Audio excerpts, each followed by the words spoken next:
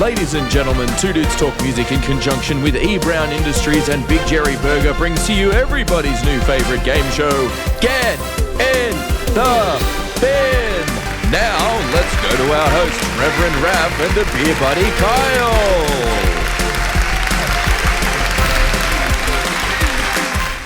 Welcome back to the Two Dudes Talk Music YouTube channel. I am the Reverend Raph here with the beer buddy Kyle, and we still are joined with our guests, Dom and Vo from Darker Half. This is all part of our special series relating to Metal to the Max Festival, which is taking place at the Mad Max 2 compound out near Broken Hill on October 5th and 6th.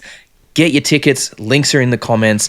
But we are here for everybody's favourite game show of the week. It's a Sunday evening. You're tuning in to Get in the Bin. So we want to hear from our guests. Now, the idea is if they had phenomenal cosmic powers and could snap their fingers to eliminate things from or change things in the music business, what would they be and why?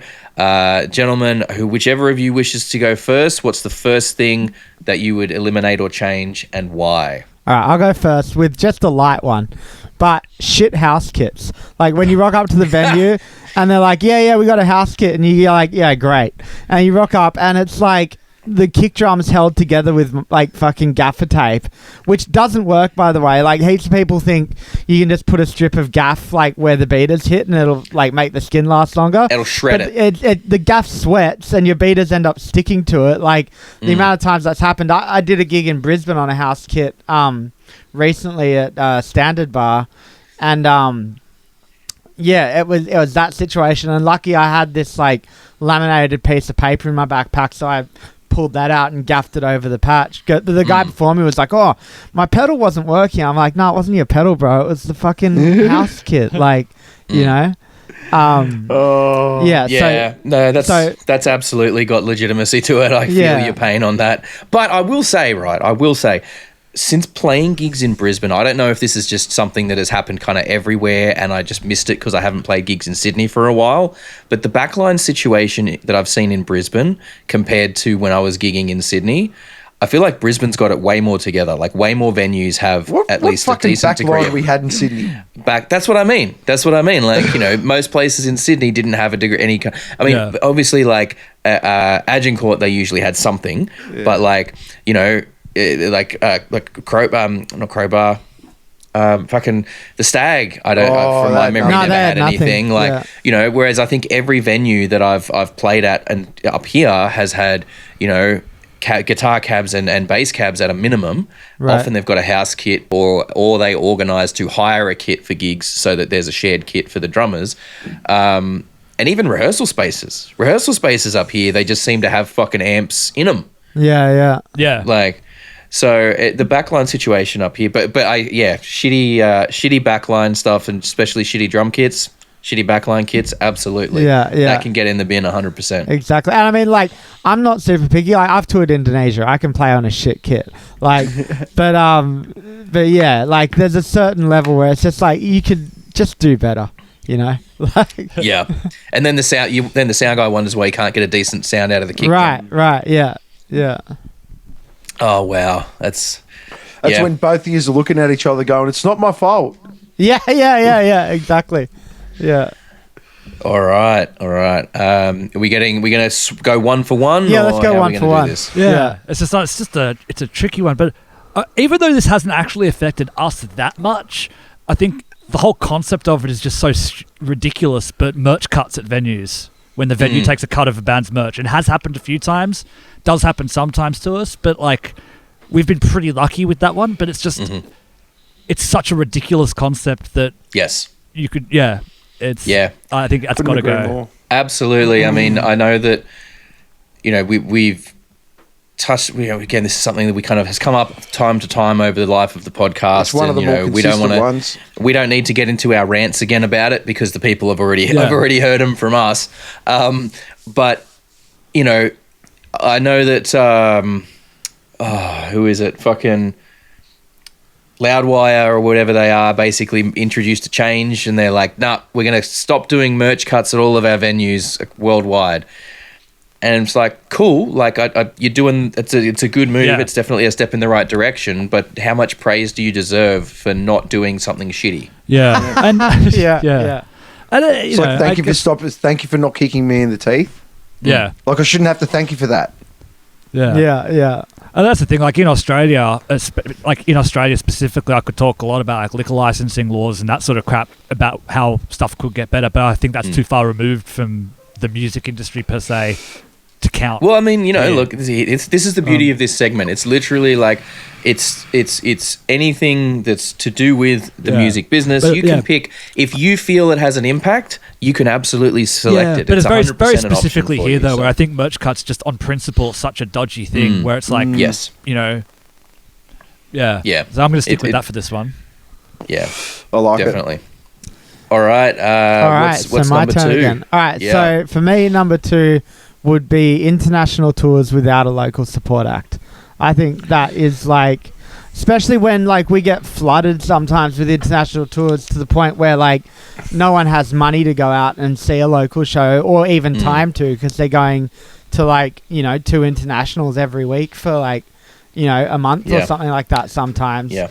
And Well, then I'll tell some you of them what, don't have a local support. Like all those people that got their money back from Tenacious D cancelling, go out to a couple of local shows. Yeah. right, yeah. Much better use of your money. Yeah, you'll have double the amount of fun. Well, they did. I do recall seeing an article about them pushing for a bill that would actually require local support. Well, there used to be one.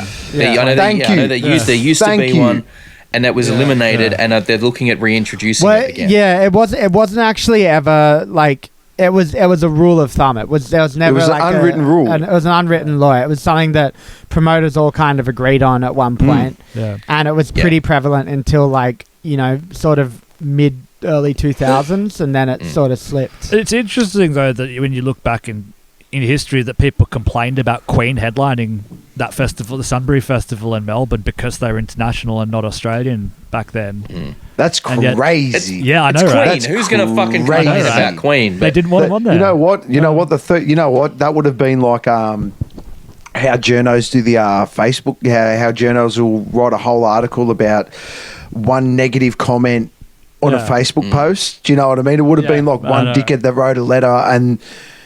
Yeah. You know what I mean? They just would have ran with it. We all know one letter equals 1 billion viewers, so we have, But I did see that they're looking at bringing in a bill that would require, international tours to have an Australian opening act as at least one as a minimum. From memory, it is going to not only require that, it is going to require that they be performing on the same stage space and be advertised from the start, I think, as well. Announced when the rest of the tour is announced, and advertised with the rest of it as well. So. And that's a huge deal too, because we've done tours in Europe where we've usually had pretty good promo, but it sucks when you do get to a place and it's like, oh fuck, we weren't even on the fucking poster. Like, are you kidding? It hasn't actually happened too often to us. We've had pretty good people over there, but I know you do see it on a lot of other booking agencies, and it's like, wow. So it finally gives bands something to fucking work for. Right. Do you know what I mean? Like as soon as you throw that law into the mix and it's a guarantee, like someone Australian has to get that spot. Yeah. And now that you have metrics that you can actually, if you work hard enough and you have those numbers on your Facebook, and now there's ways that these people can find out whether they're fake or not. So don't try and pull that shit, because they will find out if they're fucking bullshit or not. Yeah, because they know if you've paid or not. Believe me, they do. If you're getting attention and you're making noise, then you'll got an opportunity for these things. So. That's good. It's good to see that. But I agree. Not having Aussie supports from international tours can absolutely get in the bin. Yeah, absolutely. And Bions. Bions. Is that your second one? Yeah. Bions. Fuck Bions. Fuck Bions. So for anyone watching that doesn't know what a Bion is. For the lay person. That's where the promoter goes, we want you on this tour, but you got to pay us money to come on the tour. Yeah. Mm-hmm. So not only are you not getting paid to do the tour, you are paying on top of all your own costs. You're paying to be on the tour. We used to call it pay to play. Yeah, we'll be very clear here. There's a separate thing between a buy-on where someone's actually making money off the fact that you're playing for them, as opposed to them organising a bunch of shit for you and you paying for your costs. Yes, exactly. Two very different things. But yeah, buy-ons get in the bin. Yeah, no, I that's like that. ridiculous. That's actually a first. It's. I don't think anyone's mentioned. No one's buy-ons ever before, mentioned so- buy-ons. You have to have toured internationally a bunch of times for them to really come up, because they don't really happen in Australia very often. Yeah. But It's funny the type of I remember people- getting the emails. I remember getting the emails. Hey, do you guys want to come play here? Just cost you like $10,000. Like, Yeah, kiss yeah. my ass. We've been offered some really weird ones before, where it's like, you know, like I remember this one time. I won't say who it was from, but you probably wouldn't know him anyway, because he's like a very low level artist. But we got offered a tour, and it's like, yeah, the buy-on's €800 a show. And it's like, are you fucking joking? €800 a show. There would have been like max 100 people at each of these shows, and it's like, that is, you know, He's just trying to fleece people. yeah, that's ridiculous. Like, Yeah. you know. Well, I don't think we even responded to it, but I mean, okay. So funny. I'll give you a thing. Similar kind of thing. When I was in Acid Nymph, we had a singer. I'm not going to name names because I don't want to put anyone on blast. But we had a singer from a US band reach out to us, and be like, you know, hey, like, I'm looking for bands to do features on their stuff. You know, is that something that you might be interested in?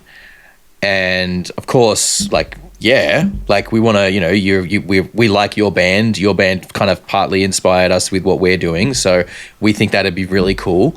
And he's like, oh yeah, okay, cool. That'll be $1,000 if you want that. And it's like, right. I understand if we reached out to you about a feature, or if you straight up were like, hey, I'm selling features.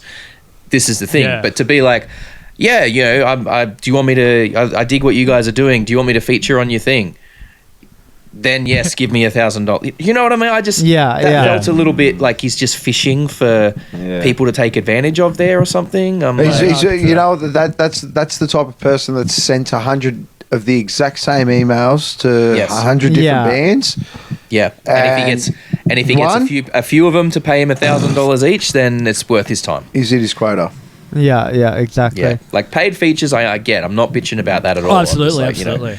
You know, but that's only if I reach out to you. I think that's part of a wider problem now, though, in general, but just, you know, the way communication works these days is that sort of blast mentality of the cold blast of so much stuff going out to... And not just in music either, like across the board. Yeah. I mean, we have reached out to, you know, some bigger artists to come on the podcast, you know, but it's never, you know, it's not like I have a template email that I fucking send. Right. You know? And to be fair, I should probably have a little bit of a template for pieces of it, so that I'm direct, you know, explaining what we do the same way and blah, blah, blah, blah. But, you know, I it's not like we send out, you know, 100 emails to international artists to try and get stuff. It's, you know, we look, all right, who are we interested in? Who do we actually want to interview? Who's got stuff coming up that we can make it focused around, you know, all and we that do kind get of stuff. approached. We do get approached, and some people say, look, we do have new stuff coming out. Can we get on? And absolutely. The whole thing is just, we just got to listen to it first. Because the last thing we want to do is get someone on and we're like, oh, we're only half gelling with it, and it's like, oh, we got to do the interview. Yeah, right. That's something I think that from a band's point of view is a lot more confusing these days than it was in the past. Is there is so many podcasts or magazine, like whatever. Like, it used to be a lot simpler to know what the places to try and get in were. Like, there were less spots, but you knew where to go. Yeah, exactly. And, you know, like, we try and just do our thing. Yeah. Right? Like, we just try and do our thing, have our fun. We're passionate about music. We love talking to people who are passionate about music. That's literally the extent of it, you know. But, so we kind of went on a tangent there. But okay, So buy-ons can get fuck off. Fuck off. Like get that. out of here. All right, what's number 3? So I'm up next. So there's going to be a lot of bands that are on Metal to the Max, like mates of mine, that'll sympathise with this a lot. But support bands, or even worse, opening bands who play too long and then drink all of the rider before the headline band gets off stage. Get in the bin. Yeah, absolutely. Actually, straight in the garbage truck. You're not even getting in there. But this is, it's too good for you. But this is what we talked about on the podcast, right? It's like having respect and knowing what the etiquette of a gig is, knowing it's going to sound egotistical to put it this way, but like knowing your place No, Right. in absolutely. the lineup, right? Like you are, yes, if the rider is there for everyone, cool, it's there for everyone. Yeah. Don't fucking drink the whole thing. Yeah. Like that's just being take your selfish 2 and beers. egotistical and shitty, right? Like Yeah. if you take a couple of beers, and then if it gets later in the night and no one's really touching it, cool. Like Yeah, then go there's, nuts. you can Yeah. kind of have some more, or like, just it's like everyone gets a plate before anyone gets seconds. Yeah. Yeah. I mean, I mean, and that's, Yeah. absolutely. If like, let's say it's the and end if of it's the not show. your rider, don't touch it. Well, yeah, Yes. that, yeah. But let's say it's the end of the show, the headliner band's already left, and there's still beers. Absolutely, take them back to the hotel and get fucked up. Yeah, but That's like, it, yeah. Go you nuts. know, a lot of I don't drink before a show, so I just want 2 beers left at the end. I don't even want heaps. Yeah. Like, Bingo. I just want 2 beers at the end. You know, Yep. like, Yeah, for Yeah. sure.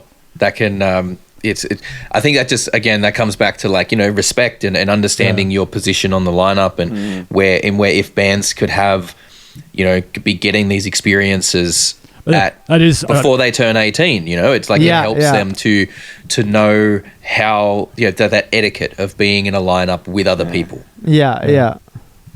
And not Sure. just that, the reactions of other people. Like it's a very diverse pond.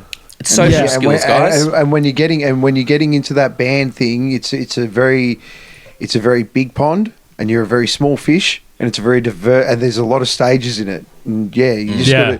gotta. And like Raph said, it's not an arrogance thing of knowing your place. It's just being respectful to the people that are fucking Yeah. around you with the headline acts that maybe don't want to Yeah. have a drink before their show. Yeah, Yeah. yeah. But for look, sure. honestly, in saying all that though, the most of the bigger artists and acts that I've played with and had, spent time with have been some of the most chilled out people that you find. It's Yeah. yeah, it really is is about the person. And not just Yeah. that, if you do that, that's a quick way to not get booked back for shows. Oh, very quick, yeah. So Yeah. That's a very Yeah. quick way to, like, you fuck your career before you even started. Yeah. And that being said, everyone's had a bad night too. I've said some fucking dumb shit before, I promise. Yeah. Definitely. Hey, we all have and moments. and last one. Oh, It's you. one more.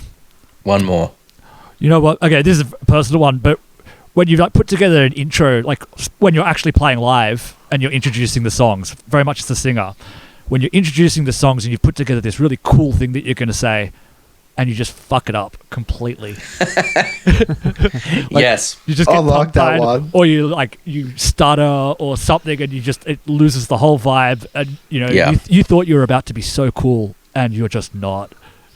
Yeah, I'm glad that I'm glad that someone that's been doing it as long as you have still gets that. Oh, yeah. From time to time, like I was, I am chronically not good with stage patter. Oh, it's hard. I am awful with stage patter, and I'll always think of a really cool thing to do after the show, or Yeah. I'll have a really cool idea of something that I want to do, and then like for a project in that regard, and then it just never happens, never gets the opportunity to be used, Yeah. Yeah. Yeah.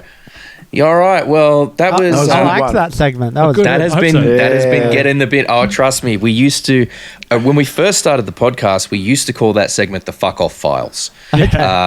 But we thought if we're going to be moving over to YouTube and then eventually expanding it into its own segment, we kind of needed a slightly Yeah. less Just for that first sweary part. name. Yeah. Just for the first part. Slightly less sweary name for it, but very, very much like originated as the "fuck off files." So. nice. That was that one, but that has been Get in the Bin with Darker Half. Thank you very, very much to Dom and Vo for taking the you, time guys. this week to speak with us. We really appreciate you guys. It's been awesome chatting to you, and we cannot wait for Metal to the Max. Again, all the links to all the relevant stuff is going to be down in the description. So go and check out Darker Half. Go and check out Metal to the Max. I guarantee you're going to be intrigued by the festival, and you're going to want to go. Make the effort, because it is going to be a hell of a time. All the bands are planning special shit. Everyone that's making the trek out there is going to be just wanting to have a blast. So there's going to be tons of bands hanging out with their mates, and just a ton of rad metal fans all out in the middle of the fucking desert having a great old time. So thank you very, very much to Dom and Vo. Thank you to my co-host Kyle, the beer buddy. I have been Reverend Raph. You have been amazing. and we'll catch you guys next time. Peace out. Peace. Cheers. Thanks, guys.